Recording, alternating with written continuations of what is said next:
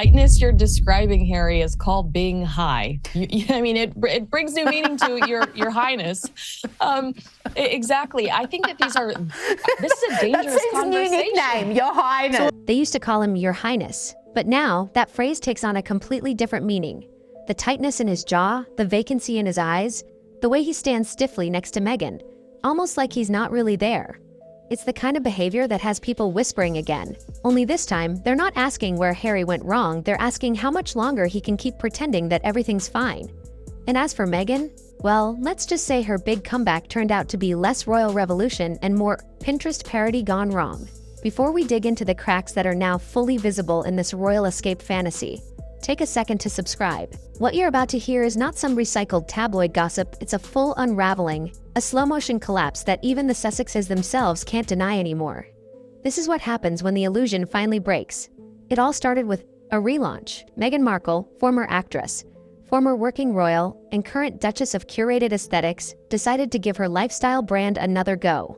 This time, it was rebranded as American Duchess, a name that screamed royalty but delivered. Jam and sprinkle jars. Yes, sprinkle jars. We'll come back to those. The launch was supposed to be elegant, exclusive, and aspirational. What it turned into was a textbook case of marketing desperation. The website went live, and just like magic, every single product was marked sold. Out in seconds, not minutes, seconds. There were no queues, no stock counters, no organic demand. Just a sudden flash of sold-out labels across the screen. People were confused.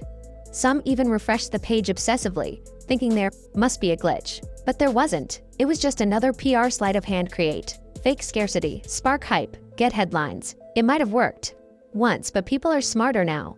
And you can't trick the same audience twice and expect applause. And that's when the second red flag emerged. Meghan herself, in the glossy promo video she released alongside the launch, something felt off. Her usual poise and polish had been replaced with awkward energy. Her eyes darted away from the camera. Her voice was cheerful but not in the authentic way. It felt strained, forced, like someone clinging to a script instead of speaking from the heart. The framing was weird, the lighting soft and dreamy, but it couldn't hide the tension in her face. Something was wrong. This wasn't just a brand relaunch. This was a woman barely holding it together. And people noticed, questions started flooding. Social media, was Meghan okay? Was she overwhelmed? Was this launch an act of confidence or desperation? Suddenly, the conversation wasn't about fruit spreads or jam anymore. It was about whether the American Duchess was quietly cracking under the pressure of her own illusion. Let's talk about those products. Because, yes, this matters. The most talked about item from Meghan's launch wasn't the jam, it was the floral sprinkle jars. If that sounds confusing, you're not alone. Essentially, they were tiny glass containers filled with dried petals, herbs, and glittery fluff. There was no clear purpose. No instructions, no explanation of what the consumer was supposed to do with them. Were they for baking, bathing, Instagram photos? Nobody knew. And that's the problem. A product without a purpose is just clutter in a pretty package. And that's exactly how this brand felt. Like a Pinterest board brought to life without any real thought or direction, just vibes. Just pastel aesthetics and overly whimsical fonts. Now, let's get to the so-called jam. Meghan referred to it as jam in interviews and posts, in captions.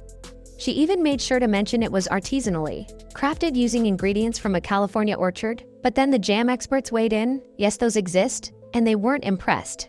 Donna Collins, often referred to as the queen of jam making in industry circles, took one look at Meghan's spread and didn't hold back. "This isn't jam," she said. "It's a fruit spread, what you slap a label on when the jam doesn't set properly." Harsh, maybe, but accurate. The product was overly smooth, too glossy, and used pectin in a way that suggested it didn't reach the right consistency naturally. That's not artisanal, that's manufactured gloss. So let's recap. A fake sellout launch, a product line that doesn't make sense, a visibly anxious brand founder, and an audience that's not buying it anymore literally or metaphorically. But while Meghan was fumbling her second act, Prince Harry was spiraling in silence. It started as whispers, observers noticing how quiet he'd been lately. His public appearances felt robotic. His expressions lacked warmth. His interviews, when they happened, were short, stiff, and shallow. This wasn't the Prince Harry people remembered. The cheeky, warm, slightly rebellious royal, with a laugh that could cut through tension. That guy was gone, and then came the London photo. It wasn't a paparazzi ambush or tabloid exclusive, just a simple still shot, taken outside an event. but it sparked something. In that photo, Harry looked distracted, not just tired, but deeply lost, eyes unfocused, posture slouched, face hollowed. People began asking, is he okay? Given his history, the concern wasn't baseless. Harry has spoken openly, bravely even about his struggles with mental health, about how he used alcohol and substances to cope with grief, anxiety, and the relentless trauma of losing his mother. He once described it as needing to numb everything because feeling anything was just too hard. And now, years later, with the California dream showing signs of collapse, people are wondering if those demons are creeping back in. There's no confirmation, no official statement, but the signs are there, and they're louder than ever. Let's pause here. This isn't a hit piece. It's not a takedown. It's an observation of a once powerful brand, both personal and professional, losing its footing in plain sight. And as we continue, you'll see why this unraveling matters, not just for Meghan and Harry, but for the larger question it raises. What happens when the fairy tale becomes a cautionary tale? As Harry drifts further into emotional distance, the palace may be silent, but the public isn't. Commentators are starting to say what others won't, that this isn't just stress, it's a full-blown crisis playing out in slow motion. His recent speeches don't carry weight anymore. They feel rehearsed, even robotic. Gone is the man who once spoke with unfiltered emotion about his trauma, his mission, and his family. In his place stands someone going through the motions, eyes glazed, delivery wooden, energy absent. Those who've known him for years say it's not just fatigue. It's something deeper, a fog he can't shake, a breakdown hiding in plain sight. And while Harry appears to unravel, Meghan seems to be in a frantic sprint, launching, rebranding, spinning up yet another lifestyle drop with the same pastel-frosted Instagram tactics. But even her most loyal supporters are starting to notice that something doesn't feel right anymore. Let's talk about the chaos. Just a few months ago, Meghan publicly declared that the fake sellout strategy wasn't fair to consumers. She promised transparency, honesty, and an end to manufactured hype. That didn't last long. Almost immediately after, she repeated the exact same tactic, marking products sold out the second they went live, fueling false demand without providing real answers. And it wasn't just the product drop that confused people, it was the complete lack of consistency.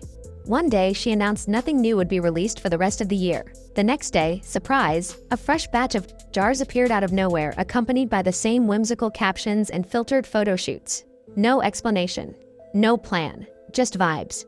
This isn't how empires are built. The branding for American Duchess feels stuck in a time capsule. Soft focus photography, script fonts, and captions like "Cheers, dears," that feel like they belong on a 2012 wedding blog, not a 2025 lifestyle brand. There's no evolution, no modern edge, no story to connect with, just curated fluff. And here's the real issue. There's no Meghan in it. What made brands like Goop or SKKN or even The Honest Company work wasn't just celebrity, it was authenticity. Say what you want about those women, but their brands reflected who they were. Meghan's, on the other hand, feels disconnected. There's no through line, no mission, no voice, just a duchess trying to sell overpriced jam and petals. Even the Sussex squad, the most dedicated of fans, have started to pull back. Some tried to create artificial momentum by bulk ordering products, but even that rang hollow. There were rumors of people snagging 30, 40, even 50 jars at once, until it came out that the website had a limit of 6 per customer. It wasn't real buzz, it was staged, and everyone could feel it. And while the brand flails, Harry remains mostly silent, not with his mouth but with his presence. Short photo ops, scripted engagements, empty smiles, no real connection. It's like watching a royal hologram there, but not really. That silence, by the way, is what really has insiders worried, because when Harry's doing well, you know it. He's vocal, he's passionate, he speaks with fire in his voice and light in his eyes. But lately, crickets. His absence is the loudest thing in the room, and somewhere behind palace walls, King Charles is paying attention. He may not be giving press statements or posing for smiling family portraits, but sources say he's watching and deeply concerned. Not about the brand, not about the bad press, but about his son. Because for all the distance, all the drama, Harry is still his child. And watching that child slowly crumble is something no parent can ignore. People close to the royal family say Charles is torn. On one hand, he wants to help. On the other, he's exhausted. After years of private bailouts, PR damage control, and late-night crisis talks, he's finally drawing a line. "You created this," he reportedly told aides. He needs to figure it out. That's not cruelty, it's exhaustion. It's a father who has reached the limit of what he can do without completely compromising his role as king. Terry, for his part, has been through more than most. From the trauma of losing his mother at 12 to the relentless media circus that hounded him every day since, to the royal pressure that dictated every word, every appearance, every mistake, his life has never really been his own. Then came the move. To California? A new chapter. Freedom, they said. A new start, but freedom without clarity is chaos. Add in a high-profile marriage, 2 children, countless lawsuits, and the pressure to monetize their narrative, and it's no wonder something snapped now. Rumors are swirling that Charles may still be secretly supporting the Sussexes through private funds despite Meghan and Harry's very public claim that they were cut off. If that support exists, it's being done quietly. Perhaps as a final attempt to keep them afloat while the brand crashes and burns, but make no mistake, that lifeline won't last forever. The king has his own pressures now. Political, public, institutional. He can't afford to bankroll a failing brand and risk the crown's stability in the process. And then there's the wild card, Princess Eugenie. She's long been seen as the last remaining royal link to Harry and Meghan. When the rest of the firm turned frosty, Eugenie kept her door slightly ajar. But after a long silence, even she seemed to retreat until recently. She was spotted at Royal Ascot with none other than Misha Nanu, one of Meghan's closest friends and a key figure in their early romance. That one photo reignited speculation. Is Eugenie still serving as a quiet link between Meghan and the monarchy? Some have even labeled her a spy, a double agent, a royal informant keeping tabs on both sides. But the truth may be simpler than that. She's just trying to survive a family war without picking sides, in a palace divided. Neutrality is rare and valuable, but even Eugenie's presence can't fix the broader problem. Meghan and Harry aren't just facing backlash, they're facing irrelevance. The narrative they once controlled so tightly is slipping through their fingers. The media, once eager to amplify their every move, is backing off. Even mainstream outlets that once praised Meghan's grace and Harry's bravery are quietly walking away. It's not scandal that's killing the Sussex brand. It's fatigue. Every statement feels calculated, every appearance rehearsed, every post filtered and airbrushed until there's nothing left to connect with. And in the end, the question remains, what do Meghan and Harry actually stand for anymore? Because right now, the answer isn't royalty or rebellion or even purpose. It's jam. And not just any jam, but one mocked by professionals, overshadowed by marketing fluff, and surrounded by confusion. That's not a brand strategy, it's a meme waiting to happen. What Meghan and Harry are experiencing now isn't a scandal. In the traditional sense, it's worse. It's the slow decay of relevance, the kind that isn't caused by one big headline, but by 1,000 tiny cracks that eventually bring the whole thing crashing down, and the cracks are everywhere. They're in the unconvincing sellout tactics, in the pastel branding that feels decades out of touch, in the awkward videos that fail to spark excitement, and most of all, they're in the silence, Harry's silence. Meghan's emotional distance, and the eerie lack of anything resembling direction. It's no longer enough to say we're different from the royals. That narrative has expired, because now they're not just different, they're disconnected. Disconnected from their audience, disconnected from their purpose, disconnected from the very thing that made them interesting in the first place. A genuine rebellious spark. That spark is gone, and fans can feel it. The people who once celebrated Meghan as a modern icon are starting to ask uncomfortable questions. Why is there no clear mission behind American Duchess? Why launch products without purpose? Why lean so hard on filtered visuals when authenticity was supposed to be the core of the brand? And then there's the obvious one, why does it all feel so empty? That emptiness isn't just aesthetic. It's structural, it's spiritual. The brand doesn't know what it wants to be, and neither do its founders. Is Meghan a duchess or an infber? A disruptor or a decorator? A mogul or a mood board curator? Right now, she's none of them. She's just a famous face pushing overpriced jam while her husband disappears behind a cloud of concern. And that concern isn't speculation anymore. It's becoming a public conversation. When Prince Harry's name comes up now, it's rarely about his accomplishments or even his conflicts with the firm. It's about his health, his well-being, his future. There's a reason the palace is worried, even if they won't say it publicly, because even stripped of titles and royal duties, Harry is still someone they care about. And behind the palace gates, sources say the tone has shifted. No longer about PR, no longer about protecting the crown. It's about protecting a son who seems dangerously close to slipping through the cracks. And here's where things get even messier. The very foundation of Meghan and Harry's California dream was built on freedom. Freedom from scrutiny, freedom from protocol, freedom to create, build, and speak their truth. But now, that freedom feels more like isolation, cut off from the royal machine. losing steam with Hollywood allies, and under increasing pressure to produce something, anything. The problem? There's no plan. Just panic. Every new product, every rebrand, every launch feels like a swing in the dark. A reaction instead of a strategy. And that's why nothing sticks. Take their Netflix deal. Once heralded as groundbreaking, it's been plagued with delays, creative conflicts, and unmet expectations. Their podcast, canceled. Their documentary, controversial and quickly forgotten. Even their once tight relationship with progressive media circles has started to erode. Journalists and commentators who once championed their every move now approach with skepticism. Not out of malice, but out of exhaustion. Because if there's one thing worse than bad press, it's disinterest. And Meghan and Harry are dangerously close to becoming background noise in a media landscape that moves on quickly. You can't build longevity on pity, or nostalgia, or titles. You build it on connection, clarity, and authenticity right now. They're missing all three, and as Meghan continues to flood her followers with pastel pictures of sprinkle jars and curated cheerfulness, the disconnect only widens because people aren't stupid. They can see when something is curated to the point of sterility.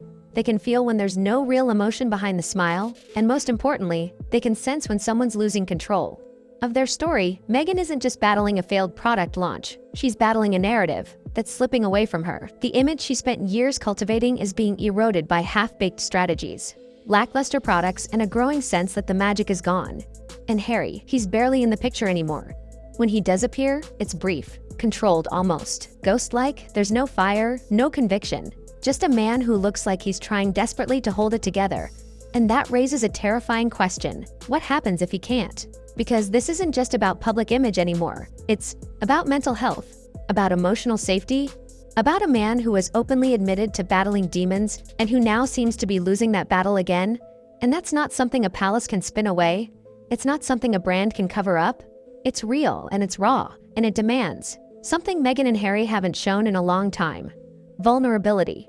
Not the scripted kind, not the kind polished by PR teams and softened by filters, the real kind. The kind that says, we're lost, and we don't know what's next. Because until that happens, until they stop pretending and start confronting the unraveling, will only continue. The tragic part in all of this is that the warning signs weren't hidden. They were right there in the strained smiles, the shaky videos, the awkward launches, in Harry's empty gaze and Meghan's erratic branding. This wasn't a sudden collapse. It was a slow bleed, the kind that happens when no one is willing to say the obvious out loud, but the public is saying it now. They're watching the curated Instagram updates and asking, who is this for? They're hearing Meghan talk about storytelling while selling dried petals in mason jars and wondering, what's the story? They're seeing Harry disappear and thinking, what's going on behind the scenes? Because you can't hide chaos with aesthetic forever. Eventually, the cracks show through the filters. And that's exactly what's happening.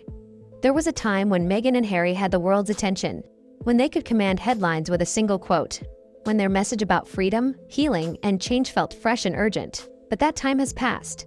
Now, the spotlight is colder, harsher, less forgiving. They are no longer seen as revolutionaries. They're seen as influencers without a cause, royals without a kingdom, celebrities without a clear identity, and the clock is ticking. The media has already begun its pivot. Journalists are asking tougher questions. Former supporters are turning quiet. Even brand collaborators are taking a step back. In an industry obsessed with momentum, the Sussexes are stalled in. Everyone feels it. If there's going to be a comeback, it won't be built on royal nostalgia. It won't be built on pink packaging and sprinkle jars. It won't even be built on sympathy. It'll have to be built on something they've avoided for years. Honesty. Meghan and Harry need to drop the illusion, drop the branding fluff, drop the pretense, and finally show the world who they really are not, who their team tells them to be, because there's still a path forward, but it doesn't lead through another lifestyle launch, or another Netflix documentary, or another toned-up interview about being misunderstood. It leads through humility, through honesty, through a full stop and a fresh start. That means admitting mistakes, owning the chaos, facing the backlash, and yes, starting from the bottom again, if they have to. Because right now, the only thing worse than the silence surrounding Harry is the noise surrounding Meghan. Neither are working. If there's any lesson to learn from this slow-motion collapse, it's this. Fame is fragile, relevance is fleeting, and when your brand is built on smoke and mirrors, it only takes one spark to burn the whole thing down. But perhaps that's what needs to happen. Maybe it's time to let the curated image die, and let something real grow in its place. Because whether you love them or can't stand them, one thing is clear. The world is watching, and the question now is not whether Meghan and Harry can survive the fallout, it's whether they're finally ready to face themselves. And if they truly do the work, strip away the filters and rebuild from something raw and real, then maybe, just maybe, there's still a story worth telling. Until then, all we're left with is jam in a jar and a prince fading from view. If you found this breakdown revealing, make sure to hit that subscribe button and turn on notifications. This story isn't over, and the next chapter could change everything. Thanks for watching. Let us know in the comments what you think. Is there still hope for Meghan and Harry, or is the damage already done?